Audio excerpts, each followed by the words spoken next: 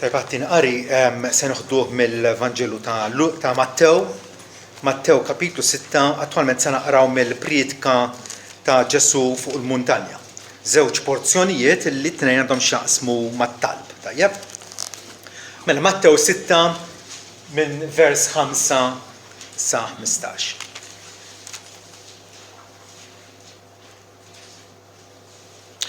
U meta titlob tkunx bħal ipokriti, għax huma jħobbu jitolbu weqfin fis-sinagogi u firjus it-toroq biex jarawhom il-bnedmin. Tassew ngħidilkom għandhom ħlasom. Iżda int meta titlob idħol fil-kmajra tiegħek u meta tkun għalaq biebek itlob lil missierek li hu fil-moħbi u missierek li jar fil-moħbi irrodlok fil-beraħ. Iżda meta titlob tużax kliem żejjed bħalma jagħmlu l-pagani għax huma jaħsbu li jinstemaw minħabba l-kliem żejjed tagħhom. Tkunux mela bħalhom għax missierkom jaf x'jeħtieġilkom qabel ma titolbuh. Hekk mela jtolbu, missierna li inti fis-smawiet, jitqaddes ismek. Tiġi saltnatek, ikun li trid int fl-ard kif inhu fis-sema.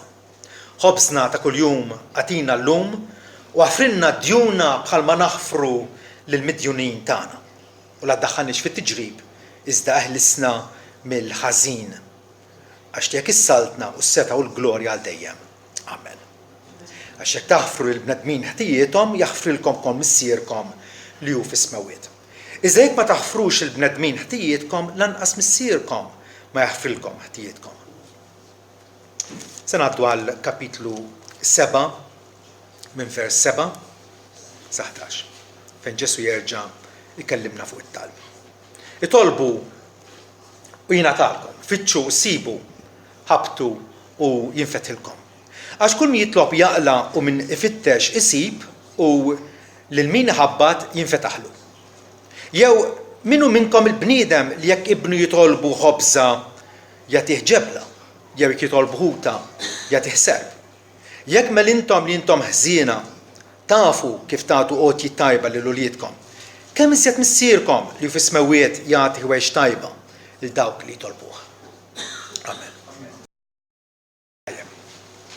L-aħwa naħseb taqblu miegħi li nota predominanti fit-talb tagħna meta aħna nersqu lejn Alla hija l-ewwel qabel xejn il-prijorità li aħna nfaħruh. Ġesu meta għallimna kif nitolbu infatti għalilna itolbu hekk missierna intom fis-smawiet, missierna li inti fis-smawiet jitqaddes ismek. Ġifieri li nesprimu x-xewqa tagħna li naraw l-isem ta' Alla kull ma huwa Alla jiġi imfaħħar mhux biss minna ma wkoll mill-bnedmin l-oħra. Din in-nota ta' dossoloġija u ċoħe ta' tifħir tqarribna lejn Alla. Għaliex bija nkunu qegħdin mhux biss nammirawh, imma wkoll nkunu qegħdin nesprimu sens ta' meravilja f'Alla. Alla li huwa infinit, Alla huwa misteru fih innifsu.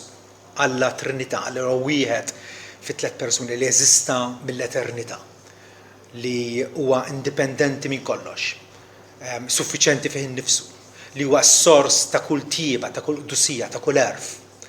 Tajb li aħna bħal meta wieħed jaqbes il-baħar li aħna nitawmu f'dan it-tarif tagħna. U nħallu r-ruħ tagħna tintrefa' l fuq lejh f'tifħir f'adorazzjoni. L-Apostol Pawlu pereżempju wara li ddiskuta punti ta' dottrina diffiċli ikompli biex jgħid kobor bla tarf tal-għana, sew tal-erf u kemm tal-arfa talla, għax minnu bih u għalih u mal-ħwejġ kollha lilu l-glorja għal dejjem. Filli qed jgħallimna u filli l-qalb tiegħu tinfex f'tifħil lil Alla. U l-awturi tal-iskrittura mhux darba jew tnejn jagħmlu hekk. Ġuda l-Apostlu infatti jgħid illi issa lil dak li kapaċi jħariskom mit-tiġrif u jqiegħdkom bla teba' qudiemu fil-preżenza tal-glorja tiegħu b'ferħ kbir lil Alla waħdu għaref Salvatur tagħna tkun glorja, majestà, qawwa u seta' sew issa u kemm għal dejjem. Għal darb'oħra il-nota finali tiegħu hija nota ta' tifħir. Dana jirrifletti attwalment l-attività fil-ġenna. Il-dar li aħna tistennina fis-smewiet, id-dar tal-missier għalina li rajna l-Apokalissi nafu kemm l-abitanti tal-ġenna, kemm anġli kif ukoll l-ispirti tan-nies magħmulin perfetti hemmhekk kontinwament ifaħħru lill-Alla, jistħollu l-ħaruf li nqatel biex jieħu s-seta u l-għana u l-erf u l-qawwa u l-ġieħ u l-glorja u l-barka. U kull kreatura li kien hemm fis-sema ingħaqdet ma' dal-kor u qalet barka u ġieħ u glorja u seta. Il-dak li qed fuq it-tron u lill-ħaruf għal dejjem ta' dejjem. U l-erba' kreaturi ħajjin wieġbu qalu Amen. U l-24 xieħ rappreżentattivi tal-Knisja tal-poplu tal-Alla nxteħtu qiemu lil dak li huwa ħaj għal dejjem ta' dejjem. Aktar ma nsiru nafuh il-Alla kif inhu aktar il-qalb tagħna tirrispondi b'tifħir lilu. Tifħir dejjem hemm loku. Meta jiena nersa l-Alla fit-talb nibda biex infaħru. Nkunu qegħdin insegwu naħseb jiena l-pattern illi tagħna Sidna Ġesu Kristu. Però wkoll hekk kif aħna noqorbu li Alla xi ġriena insiru konxi aktar u aktar ta' kemm aħna indeni, ta' kemm aħna ma jistħoqniex dal-privileġġ. U nħossu l-ħtieqa tagħna. Meta Iżajja ra l-glorja tal-Alla fit-tempju, il-viżjoni tiegħu li ra fit-tempju jgħid jaħasra jien għax jiena mitluf. Għax għajnejja raw is-Sultan Alla tal-glorja. Però Alla ħafirlu. Il-fatt meta aħna noqorbu li Alla u nsiru nafu id-distakk, mhux distakk enormi, distakk infinit bejna li m'għandna xejn li f'trapp u rmiet u Alla etern. Alla jridna nersqu lejh sabiex ingawdu il-maħfra tiegħu u allura noqtru fil-biża' tiegħu. Alla ħatar it-talb bħala mezz ta' grazzja ngħidula, mezz ta' grazzja. Kif nista' nikber spiritwalment, kif nista' nissaħħa fil-fidi tiegħi billi nitlob. Nersaq lejh iva u nistqar nammetti il-ħtijiet tiegħi. Jekk aħna nagħmlu ftit riflessjoni kuljum fuq x'tip ta' ħajja qegħdin mexxin fiha. Faċilment insibu fejn qegħdin nonqsu, fejn qegħdin naħallu barra ċertu doveri suppost qegħdin nagħmluhom. U aħna qegħdin nagħmluhom bitraskuraġni, jew b'nofs qalb, b'nofs kedda. Jew forsi il-siena maħniex nużawh għat-tifħir tal-Alla u għall-inkoraġġiment u t-tagħlim u t-twissija ta' ħaddieħor. Imma qed iħalli jiġri biha. U allura l-istqarrija għandha tkun hemmhekk. L-istqarrija li anke n-nies tal-antik għarfu kemm hija vitali aħna illi naqblu malla illi aħna midinbin. Ġesu stess għallimna aħfrinna d-djun tagħna. X'inhu ma dawn id-djun? Mhux id-dejn li għandek mal-bank. Id-dnub huwa dejn ma' Alla, dejn li ma nistgħux inħallsuh. Dak id-dejn neħilsu minnu biss bil-maħfra tiegħu. Ħfrinna djuna bħal aħna naħfru lil minnu mid-djun magħna. David pereżempju jgħidlek jiena stqarrejtlek dnubi u l-ħażen tiegħi jien ma ħbejtx. Ma nix għalfejn nippruvaw nieħbew minn Alla jew nostru l-dnub tagħna għax hu omnixjenti, hu jaf kollox. U din hija inkoraġġiment għalina. Meta Ġesu saqsa lil Pietru għal 3 darbiet x'mun bin Ġwanni tħobbni int aktar minn dawn? U Pietru nfaqa fl-aħħar. Qalu mela jien taf kollox. Int taf noħobbok. Ilu qed juri li ma tantx kien ħobbu. Raġa lura għas-sajd, meta Ġesu sejjaħlu għall-appostolat. Mhux vera. Però Alla jaf x'aħna, jaf x'hemm fis-sigriet ta' qalbna. U allura il-ħtijiet tiegħi jiena ma ħbejtx, jiena qed nistqar ħtijiet lil mulej u din hija sabiħa. U inti ħfirtli il-ħażen ta' dnubi.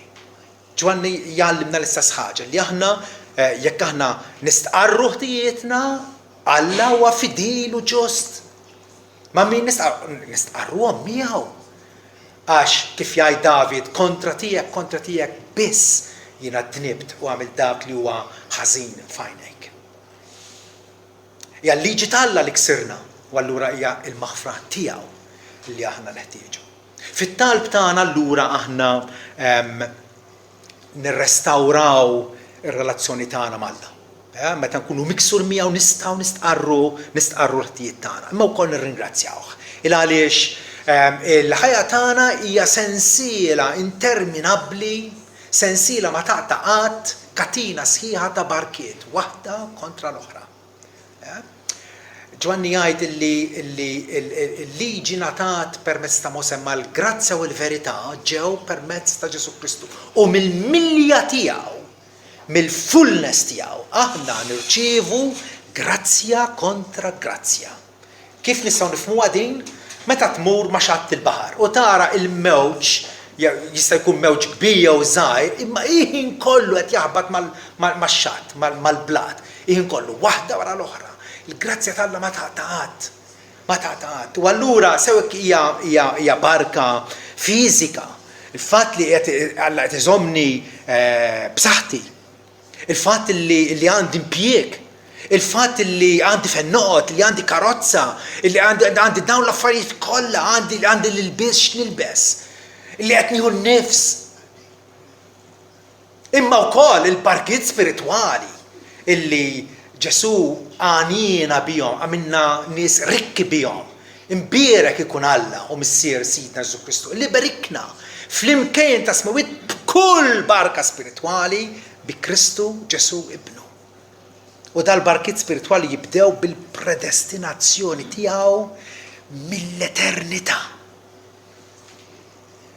Alla illi ismijietna kienu mniżlin fil-ktieb tal-ħajja tal-ħaruf mill-eternità, minn hemmhekk jibdew il-barkiet tiegħu. Barkiet spiritwali li jeħtieġ insiru nafuhom sabiex il-qalb tagħna tirrispondi bir-ringrazzjament lill-Alla. Rikonoxximent lejh li narfuh bħala s-sors, l-għajn ta' kull barka. Ġagbu jgħid li kull qotja tajba nieżla minn fuq mingħand il-missier tad-dwal. Kull ħaġa tajba li aħna ngawdu ġejja mingħand missier twajjeb. Ġesu qal jekk intom ħżiena u avvanzajna kemm avvanzajna fil-fidi u fl-imħabba, xorta fina nfusna nibqgħu nies ħżiena. Però nafu nagħtu qotjiet tajba lil uliedna. Trobbija skont kif derna l-aħjar, illi maħallinhomx neqsim mill-iskola, illi xtrajnhom l-ilbies, poġġinhom l-ikel fuq il-mejda, nafu nagħtu qotjiet tajba lil uliedna. Tajjeb, u xorta waħda aħna ħżiena, kemm aktar missierkom. U argument qawwi, miż-żgħir għall-kbir. Jekk iż-żgħir huwa hekk kemm aktar il-kbir. Bir-ringrazzjament tagħna nkunu qegħdin narfu li Alla huwa dak li għamilna u ġabna fejn aħna.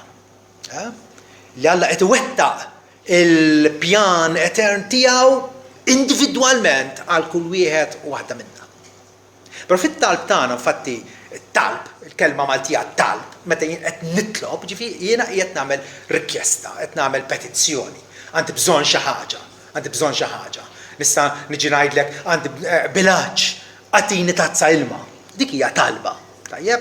U iva, Alla jagħtina din l-opportunità illi għal kull ħaġa li għandna bżonn nitolbuh. Issa hawnhekk, ovvjament, intom tajdu ma' in-nies tad-dinja kollha. Ara kemm għandhom affarijiet bħalna, daqsna, ħafna drabi iżżed minna, tajjeb, u minn ma jitolbuh.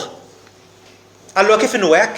Iva, Alla fit-tjieba tiegħu ta' bilħaq itella x-xemx tiegħu fuq il-ħżiena u t-tajbin.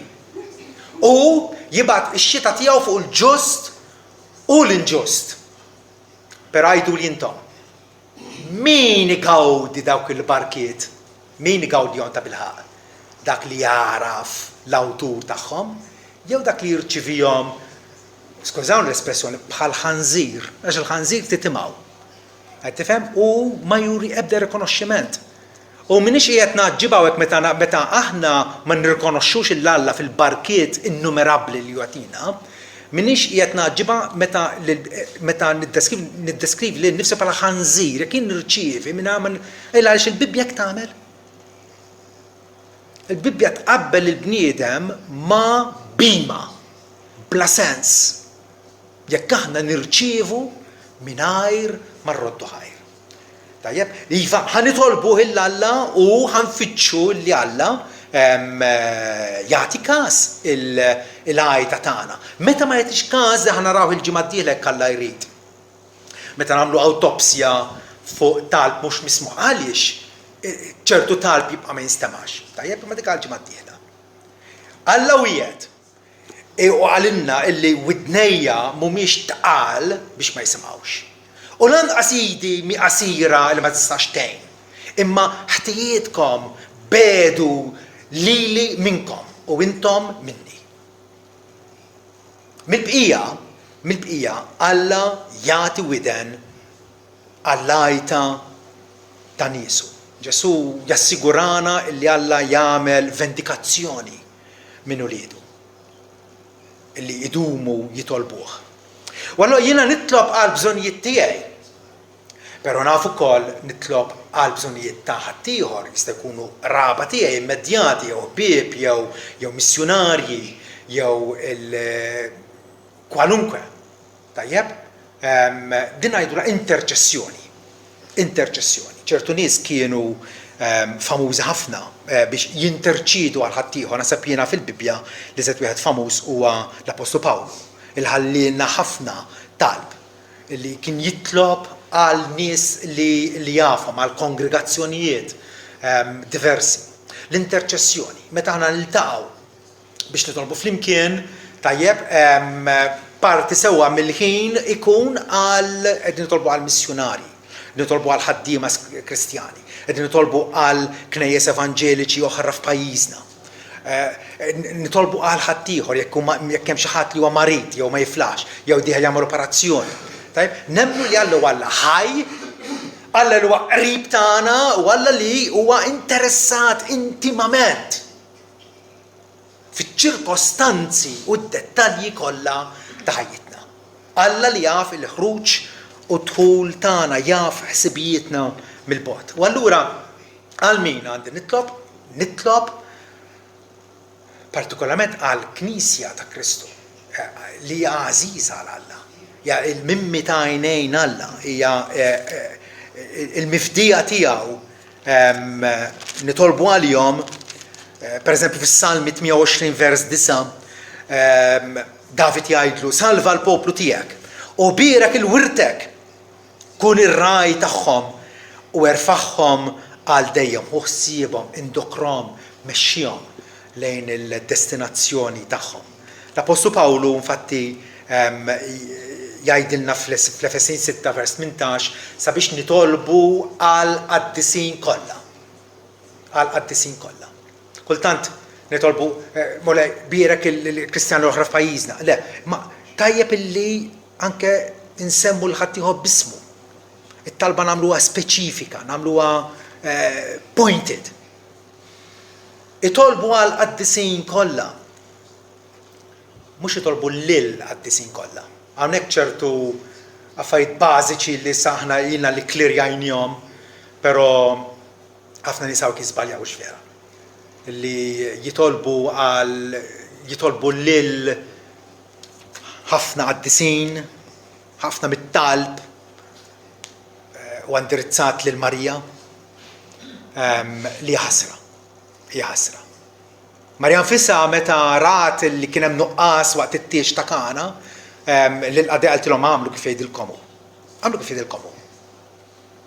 U Ġesu meta għallimna nitolbu, għalinna meta itolbu hekk. Issierna li inti fis-mewt. Ma mibda dubju fil-Bibja, kull imkien minn 10 soħra li meta jsir talb aċċettabbli ħajsir lill-Alla u mhux lill-ebda kreatura oħra. U min hu? Jista' jkun anġlu, jista' jkun qaddis mejjed? Le. Alla u Alla l-ħaj li jisma' t-talb tagħna. Nitolbu għal qaddisin, mhux lil qaddisin. Prepożizzjoni waħda li tagħmel differenza kollox vera. Nitolbu speċjalment għal dawk li huma fuq il-fruntiera tal-battalja. Għal dawk li qegħdin fuq quddiem u allura qegħdin fi gwerra diretta mill-missjonari pereżempju li inqalgħu minn pajjiżhom alla bagħthom fart ġdida, territorju ġdid. Ma jistax ma nftakrux pereżempju f'saħibna Anthony Green bil-familja tiegħu ilu snin twal fil-Peru. Jaqdi federalment l-mulej hemmhekk ma' sħabu vera. Dawn nies għandhom bżonn it-talb tagħna. Għandhom bżonn it-talb tagħna. Qatt ma nista' ninsa jiena x'qalilhom William Carey meta kien lest li jmur l-Indja. William Carey l-missier tal-missjonijiet moderni, li qaleb il-Bibja bejn lingwa, immaġra titgħallem il-lingwa u mbagħad taqleb il-Bibja. Tgħid bniedem wieħed inkredibbli. Alla kapaċi jagħmel eġubijiet x'vera. Għalhom lest l-immur, lest ninżel fl-ispira biex il-pagani salvaw, imma intom l-aħwa tridu żommuni bil-ħbula tal-interċessjoni tagħkom. Kemm hija sabiħ x'vera. Imma kemm hija neċessarja wkoll. Kemm neċessarx dawn qegħdin fil-mira tal-attakk. U l-battalja tagħna mhix kontra l-laħam u d-demm, vera n-nies jistgħu jgħajruna u jagħtuna l-ġemp u jikkritikawna u tieħu għalik. Qed tifhem? Però l-battalja tagħna hija kontra l-prinċipati u s-setat, il-forz tad-dlam. Aktar u aktar għandna bżonn li ninterċiedu għal dawn in-nies. Però Iva, itlob għalik innifsek ukoll, għala le. Meta Ġakob ħassu meddet u f'ċirkostanzi iebsa, kien jiltaqa' magħuh wara ħafna snin u daħuh kellu jaħrab Ġakob ħarab minn ħuh għax kien qed jgħid u għamela ċari li joqtlu. Għax daħaq bih seraqlu l-primoġenitura tajjeb u Ġakob kelli jmur jgħix ma' tieħuh fil-Mesopotamja u issa se lura lejn pajjiżu. U bil-lejl lejliet il-laqgħa tiegħu magħuh. Ġakob jgħidlu l-Alla ħlisni nitolbok minn id ħija. Minn id Eżaw għax nibża minnu li ma jiġix joqtolni l-om mal-ulied. Bniedem beżan. U min minna ma jibżax, Min minna ma jitwerwirx il-prospett li irid jagħmel interview jew min jaf se jiġri. Jew qed nibża mur għall-eżami, jew kwalunkwe ħaġa, jew ħadd transfer u ħanibda naħdem post. Nibża. Pawlu meta mar Korintu beża. Kellu jgħidlu tibżax. Tibqax sieket, tkellem, għax għandha ħafna nies fil-belt. Imma nibżaw. U allura bħal Ġakob iva nistgħu u għandna nitolbu għalina nfusna. Is-salmi huma mimlijin tħannin u appelli lill-Alla biex jintervini fil-ħajja tal-awtur ta' dawk is-salmi. L-aħwa jew nitolbu wkoll għall-dewwa tagħna. Ħbiebna nifhimha. Illi titlob għal martek jew żewġek jew uliedek. Ovvja. Kuljum. Però xi ngħidu meta niġu biex nittrattaw ma' dak li qed jagħmelek il-bsaten fir-roti fuq il-post tax-xogħol u qed ħammiġlek ismek u qiegħed bil-Malti jiġġagbinak. U issa aktar u aktar li sar jaf li inti Kristjan jew Kristjana. Irid jagħmel minn kollox biex jagħmellek ħajtek infern. X'ħad tagħmel? X'ħad tagħmel? X'se toħroġ l-armi kontra tiegħu? Ġesu jagħtina l-istrateġija tajba. Ippruva u tara il-barka tremenda. L-outlook tiegħek kif jinbidel. Dana il-povru bniedem li qiegħed jopponik. U għadu tiegħek kifa. Però huwa l-pupazz tax-xitan. Momi, imqarraq u ma jafx il-verità. U allura Ġesu jgħidilna f'Mattew 5 vers 44, jiena ngħidilkom ħobbu l-edewa tagħkom. Kif? Billi inħossni emozzjonat li jom b'mod pożittiv? Le. Ovvja li le. Dik biex imħabba, kif tħossok biss. Tajjeb. Ħobbu l-edewa tagħkom, birku lil dawk li jisħtukom. Hawnni kif ħanħobb l-edewa tiegħi? Billi imberikom. Billi nitlob għas-salvazzjoni tagħhom. Billi ngħid lil mulej iftilhom għajnihom. Għatihom l-erf tiegħek biex jarfu. Birku dawk li jisħtukom. Għamlu l-ġid lil dawk li jobodukom. Provajtu għaxi darba din? Xi ħadd illi huwa magħruf sew illi qiegħed jiġġabbinak. Għamillu pjaċir. Għamillu pjaċir, aħseb fi pjaċir x'tista' tagħmillu. Tkun fil-kantin, tgħidlu ħanġiblek kafè. Bekk tkun qed twaddab ġamar jaħraq fuq rasu. Tintrabaħx bil-ħażen, qeleb il-ħażen bit-tajjeb. U l-aqwa tajjeb f'dal każ huwa li inti titlob għal dawk li joboduk. Għamlu l-ġid il dawk li jobodukom, itolbu għal dawk li jaħrukom u jippersegwitawkom. Dan huwa l-metodu biex aħna nagħtu prova illi ta' bilħaq nixbu lil Alla u allura aħna uliedu. Għax Alla hekk jitratta magħna. Alla meta sabna u meta sejħilna x'konna għalih. Edewwa tiegħu. Pawli jgħid fil-Kolossin wieħed intom kontu edewwa bl-opri ħżina tagħkom u f'moħħkom. Imma Alla issa rrikonċiljakom. Allura iva, ejjew nitolbu għall-edewwa tagħna. U Alla kapaċi, skont kif jgħid fil-Ktieb tal-Proverbji, illi meta il-modija tal-bniedem toġob lil mulej, Alla kapaċi illi jagħmel l-edewwa tiegħu isiru ħbiebu.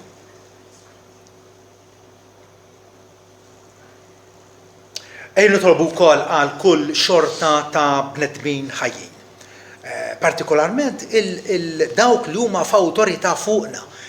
Kull bniedem jgħix f'pajjiż żgħir, kbir, pajjiż stabbli, pajjiż mimli trabil u gwerra ċivili, kulħadd jgħix x'imkien. Il-Bibja tgħidilna li għandna speċifikament nitolbu għall gvern għall-awtoritajiet ċivili fuqna. Il-gvern Alla ħatru. Sew kwa meħud minn dal-partit jew mill-ieħor m'għandux x'jaqsam irrelevanti. Kull gvern fid-dinja bħalissa u x'inhu monarkija, demokrazija, tirannija, Alla ħatru. Il-Bibja tagħmilha ċara. Romani 13. U allura jeħtieġ li aħna nitolbu għal dawn nies li Alla inkarighom ċerta awtorità biex iżommu is-sliem u l-istabbiltà u l-ġustizzja fil-pajjiż. Itolbu għaslati jgħid l-Apostlu Pawlu għal dawk kollha li huma fis-seta biex ngħaddu ħajja kwieta u taslim bit-tiba kollha u l-onestà. Aħna illi għandna x-xewqa u naħdbu biex il-Vanġelu li aħna lqajna ngħadduh il ħaddieħor, tajjeb hemm bżonn nitolbu biex il-gvern ma jkunx inġust hawnhekk. U jħodha kontrina meta aħna qegħdin nippruvaw nagħmlu l-ġid. Importanti li nitolbu iva għal dawk li huma superjuri fuqna b'awtorità mis-sema. Għal min m'għandekx titlob? Għax qegħdin ngħidu titlob għal kulħadd. għal nies li tafhom li għandhom bżonn, però ma nix nitolbu għal-mejtin. Hawnhekk għandna żball ieħor illi trabba u beda mix-xejn, però issa l-eruq tiegħu tant ħxienu illi hija xi ħaġa meħuda for granted li titlob għall-ergwieħ illi ħallewna. Mingħajr ma jistgħu jġibu bqal li ċken sentenza mill-Bibbja bħala prova ta' dan. Kemm jissemma t-talb regolarment? Talb għal ħajjin. Talb għal ħajjin. Mhux għal mejtin. Il-mejtin joqgħod l-infern u l-Bibbja tassigurana li l-infern m'hemmx tama.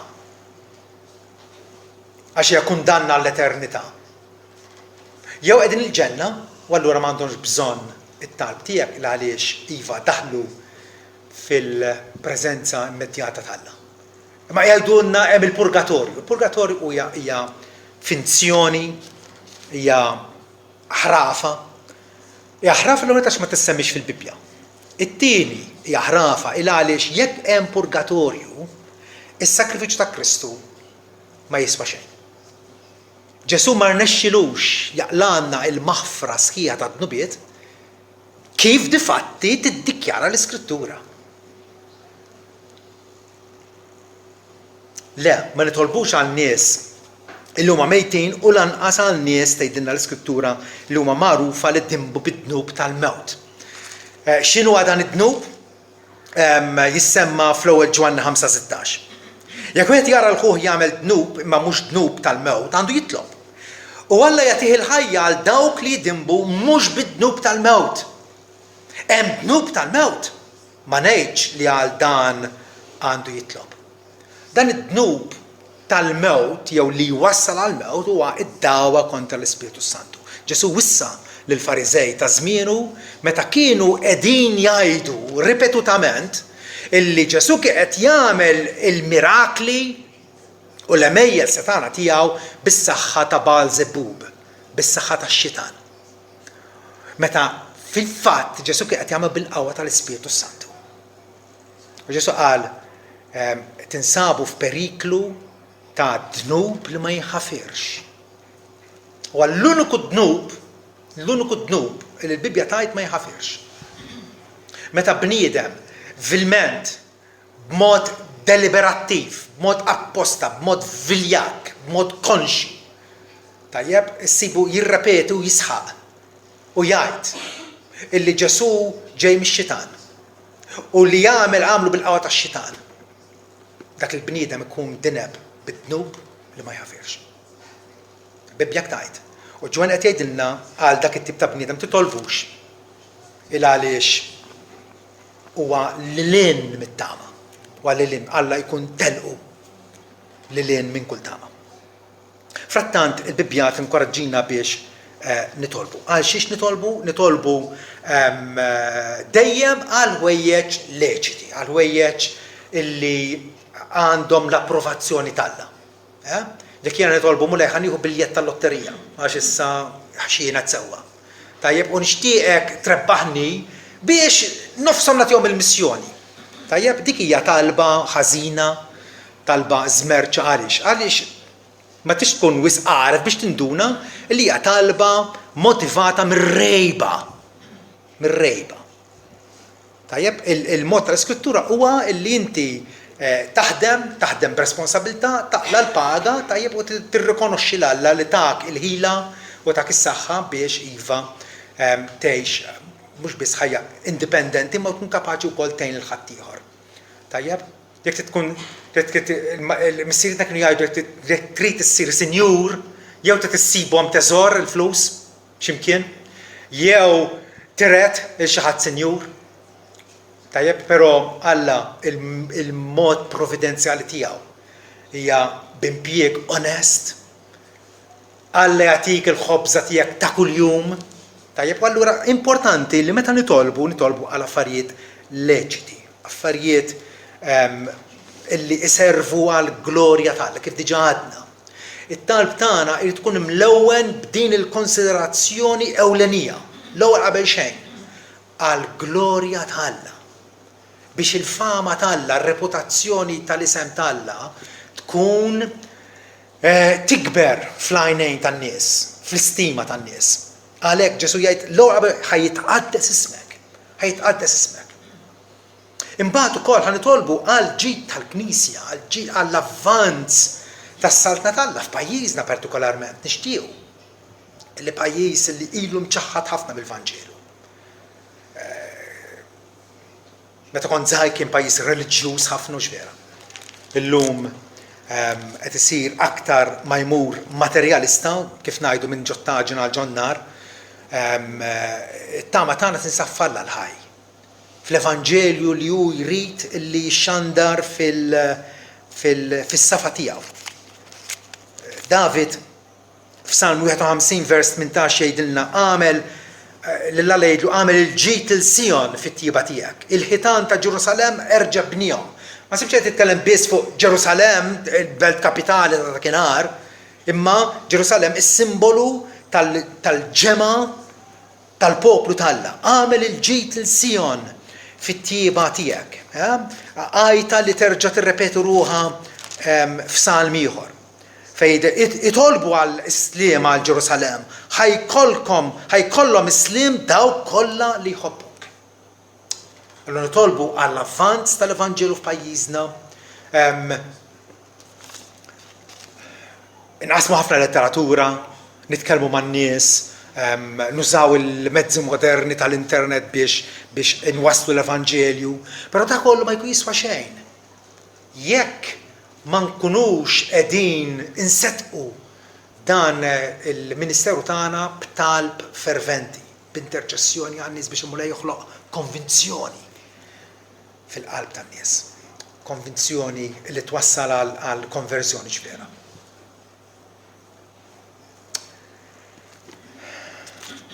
Hemm min isaqsi dwar kif għandi noqgħod meta nitlob. Bil-wieqfa bil-qiegħda l-kubtejja. Tajjeb, nikkonsidra għalkemm forsi ma tantx nagħtu każ din il-ħaġa. Il-poża tal-ġisem kif aħna noqogħdu waqt it-talb, tajjeb, mhuwiex kruċjali, mhux essenzjali. Tajjeb, imbasta nżomm f'moħħi illi qiegħed nindirizza lill-Alla omnipotenti. Il-Alla sovran, il-Alla li huwa illimitabbli fil-dusija tiegħu. U frattant huwa wkoll missier fis-smewwiet. Tajjeb, u allura il-Bibja semmi diversi pożi tat-talb. Mingħajr ma tikkmandana din il-poża u ebda poża oħra. Le. Tħallina liberi biex aħna nitolbu. Jissemma pereżempju talb fuq l-irkobtejn. Talb fuq l-irkobtejn jekk nġibu każ minnhom Daniel, meta Darius għamel il-digrit tiegħu li ħadd ma jista' jitlob lill-ebda Alla ħlif lilu. Tajjeb, u allura Daniel xorta waħda baqa' bit-trawwa sabiħa tiegħu illi jitlob. Issa malli Daniel sar jaf li d-digrit kien iffirmat mis-sultan.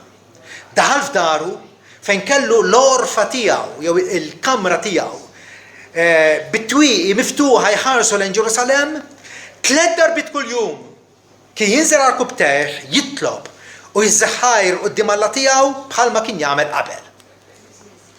Hawnhekk naraw id-disċiplina sabiħa ta' dan il-bniedem tal-Alla. Profeta tiegħu illi xogħlu kien uffiċjal politiku għoli. U allura nistgħu immaġinaw bliema integrità tal-qalb irnexxielu jaqdi d-dmirjietu bħala politiku. Għaliex? Għax kien iżomm relazzjoni fil-qrib mal-Alla. 3 darbit kull jum kien jinżel kubteħ. Ġifieri ninnotaw kif in-nies kbar tal-Alla kellhom anke ħinijiet tat-talb. Mhux bla doġġ, mhux insib ċans, mhux inneħħes minn faċenti, ħinijiet tat-talb. Pietru u Ġwanni naqraw dwarhom illi kienu tilejn fit-tempju fis-sija tat-talb. Importanti, kellhom il-ħinijiet meta imorru jitolbu. U ma ħallew xejn affattu. Milli jtellifhom minn dawk il-ħinijiet tat-talb. X'qed ngħid? Ħafna drabi hemm ċans illi il-ħajja tant issir biżla illi nibdew rridu nlaħqu ma' 1000 oġġett u niġru law li nqisna ġrieden mġienen. Tajjeb? Meta għandek il-ħajja tiegħek dixxiplinata tajt iva f'dan il-ħin u f'dan il-ħin u jerġa' ben norrod. Hemmhekk se niltaqa' ma' Alla tiegħi. Għandi appuntament. Meta jkollna appuntament ma' sempliċi dentist, bir-rispett kollu tagħhom għax jagħmlulna servizz tal-għaġeb tajjeb. Għandna dentista hawnhekk magħna.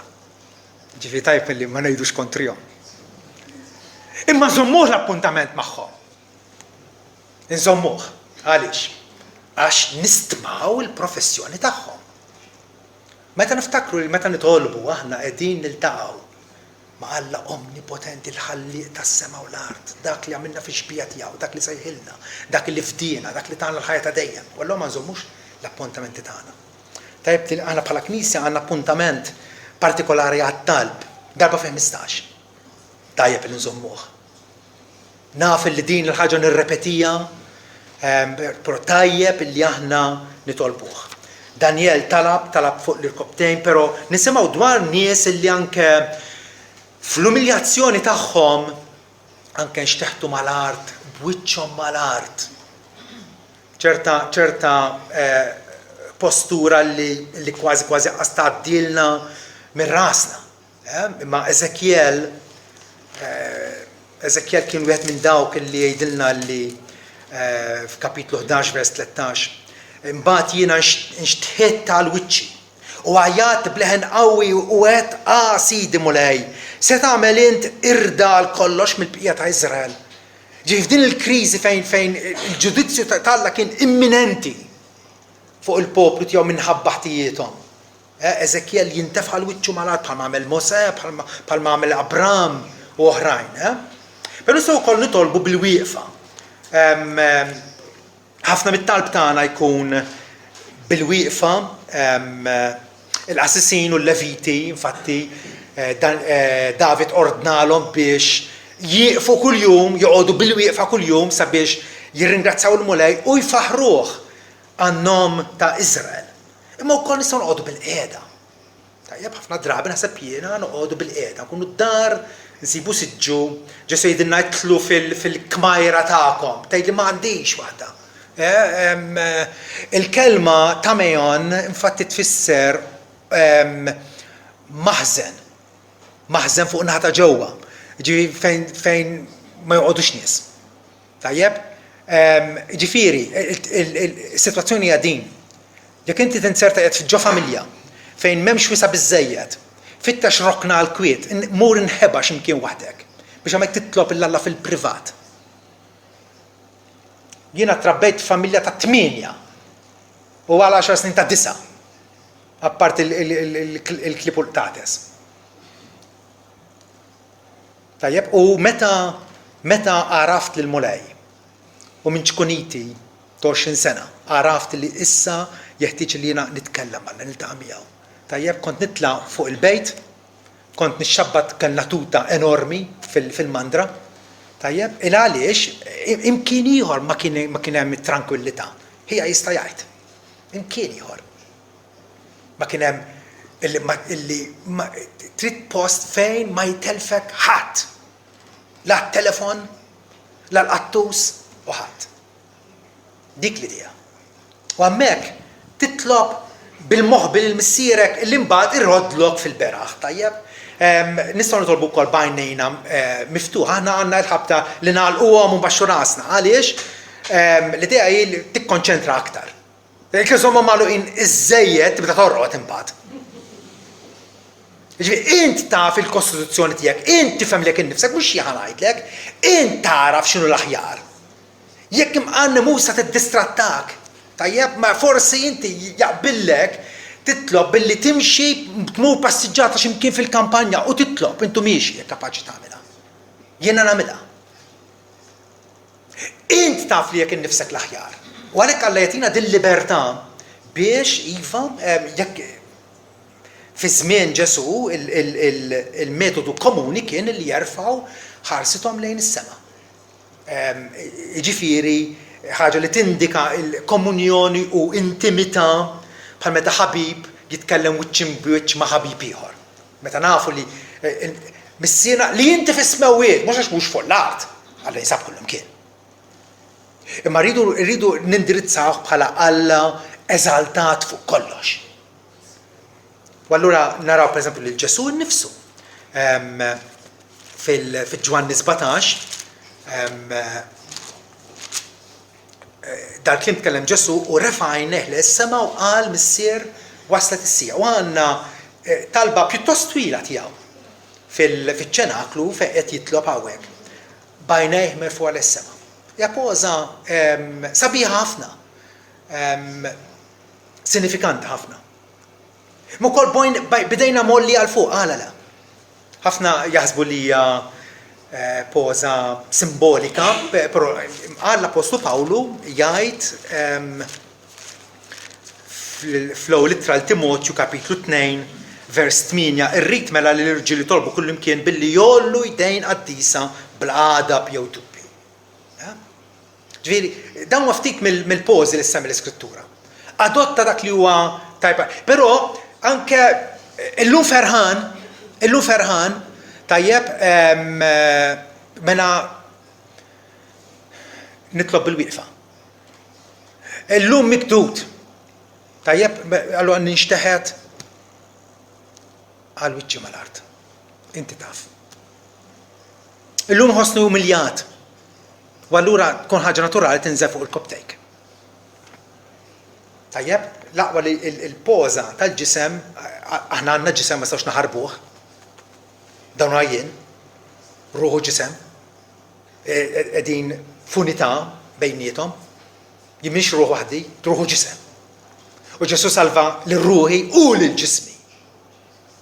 Bil-weda tal-qawmien mill-mewt fl-aħħar jum. Bnedmin sħaħ. Wara taħsbux li di xi ħaġa forsi li mhix importanti. L-Alla jridu nagħtuh qima bil-ispirtu tagħna u bil-ġisem tagħna. Pawli jgħid offru lil ġisimkom bħala sakrifiċċju ħaj lill-Alla.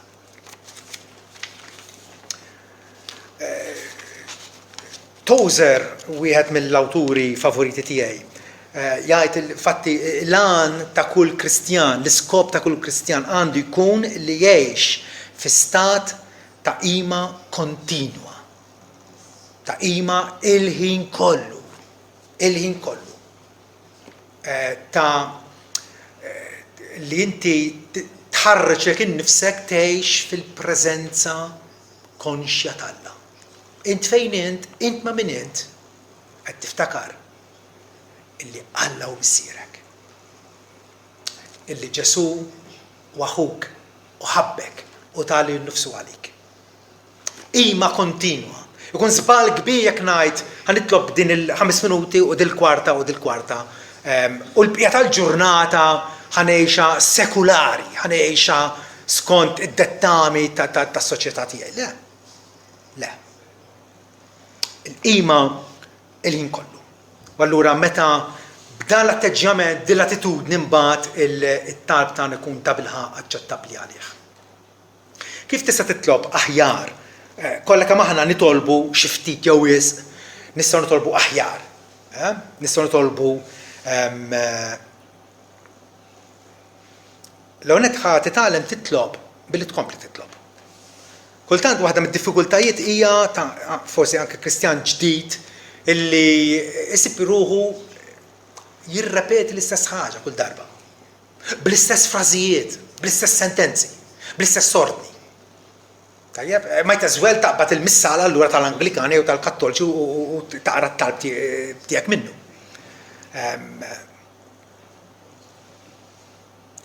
Ibqa' jitlob. Issa, dak huwa biss il-bidu. Meta tisma' l-ħadd ieħor jitlob u aħna nitolbu flimkien bħala kongregazzjoni. Tajjeb? Tippruvax timita lil ħadd ieħor. Tippruvax timita l-ħadd ieħor. Jiena ma nitlobx bħal ħija Joseph. Tajjeb? U lanqas irrid. Għaliex? Għax jimminix Joseph. Daqshekk sempliċi. Jien għandi l-emozzjoni tiegħi, għandi l-vokabularju tiegħi, jista' jkun limitat. Tajjeb, kultant anke karba hija talba lill-Alla. Hija talba. Alla li jaf minn qabel x'inkunu ħanitolbuh ġvera. U allura ħansibu inkoraġġiment speċjali hawnhekk mingħand l-aħwa. Meta niltaqgħu regolarment flimkien, speċjalment fil-laqgħa tat-talb, laqgħa dedikata apposta għat-talb, hemmhekk li verament titgħallem titlob. Hemmhekk li kull min jattendi jista' jgħid u jaqbel miegħi ċertament. Hemmhekk titgħallem titlob. Għaliex? Għax qiegħed tisma' l-ħadd ieħor, qiegħed tara kif aħna diversità ta' nies li għandna l-koll stili differenti u modi differenti kif infaħru lill-Alla u għal xiex infaħru lill-Alla. U allura it-talb tagħna ħajsir rikk, ħajsir aktar varjat, ħajsir aktar profond. Tajjeb milli kieku jiena nibqa' waħdi. U meta titlob waħdek ukoll, hemmhekk il-vantaġġ huwa li tista' tkun spontanju. ċertu meta kunu flimkien ċertu talb li forsi ma tixtieqx turi le, għandek raġun.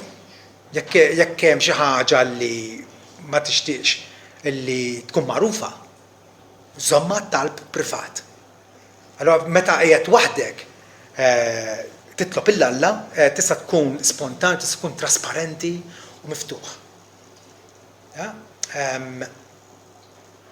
Għax taf illi Alla missierek jifmek u jgħadrek. U allura tista' tferra qalbek qudiemu bl-onestà mingħajr ipokrizija għax taf illi din hija relazzjoni bejnek u bejn Alla. Però nitalmu nitolbu aħjar meta nagħtu każ it-talb irrekordjat fl-Iskrittura. Speċjalment il-Ktieb tas-Salmi. Il-Ktieb tas-Salmi naħseb jiena ma nistgħux naffordjaw illi xi darba nkunu barra minnu. Irridu nitgħawmu fih il-ħin kollu. Il-ħin kollu. Bħalissa qegħdin naqrawh salm kull nhar ta' ħadd, però is-salmi hija kollezzjoni, hija ġabra ta' petizzjonijiet lill-Alla, ta' ilmenti lill-Alla, ringrazzjamenti lill-Alla, tifħil lill-Alla. Għandek l-angoli kollha tal-esperjenza tagħna l-bnedmin b'xi mod jew ieħor espressa f'dawk il-150 talba jew għanja. F'ċirkostanzi diversi minn nies ta' natural differenti. U allura hemmhekk għandna minniera ta' tagħlim. Però l-importanti huwa l-aħwa wasalt fejn wasalt. Itlob. U għamilha regola, tħossa jew ma tħossix, għamilha regola li titlob kuljum. F'ħinijiet diversi matul il-ġurnata. Għaliex hemmhekk illi verament inkunu qegħdin nistabbilixxu din il-relazzjoni ma' Alla. Relazzjoni tagħna ma' Alla mhijiex sempliċement fatti stivati ġo moħħna, teoloġija maħżuna ġo moħħna. Hija mixja miegħu. U l-mixja bejn żewġ ħbieb, Ġesu qalilna jiena biex ħansejħilkom iżjed il-sira ma ħansejħilkom ħbieb. Tajjeb? Mixja ma' żewġ ħbieb tur il-kwalità tagħha fil dak il-ħbieb tarawhom xiex jitkellmu flimkien. Bħalma importanti li jiena nsir mitla tal-Iskrittura għax hemmhekk Alla jkellimni, hekk ukoll jiena ħanwieġeb billi ta' kuljum ħanitolbu. Ħanersaq l-tron tal-grazzja biex nikseb ħniena u għajnuna fi żmien imwaqqat.